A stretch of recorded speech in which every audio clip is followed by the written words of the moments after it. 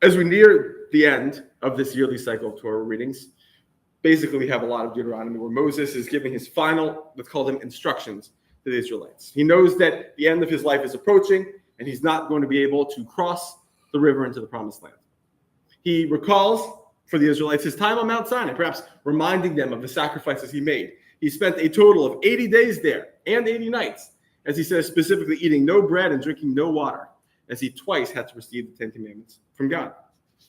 He implores the Israelites in front of him, who, let's remember, by and large now are the next generation, not those who left Egypt, those who are the children of those who left Egypt, not to forget what God can do, not to forget God's lessons, not to forget God's might. As I was preparing for this today, I was sort of struck by the situation in which the Israelites find themselves and the circumstances in which so many of you in this room find yourselves. About to take your first steps into college, away from your childhoods, for good or for bad, for happy or for sad, and towards the adventure of adulthood.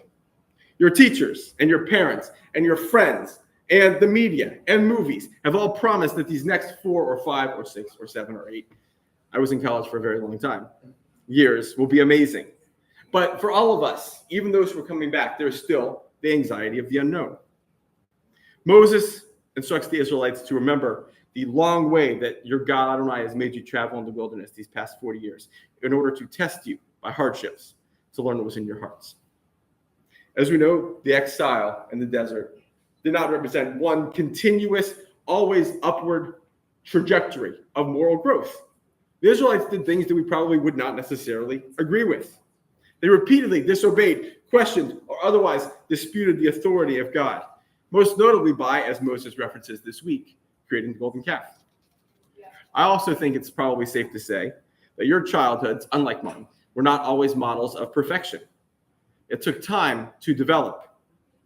It took time to learn who you are, and it's a process that I'm hoping for everyone in this room, whether you are 18 or 17, if you're just going off to college, whether you're 40, whether you're 68 or some other age, this is a process that should still be ongoing.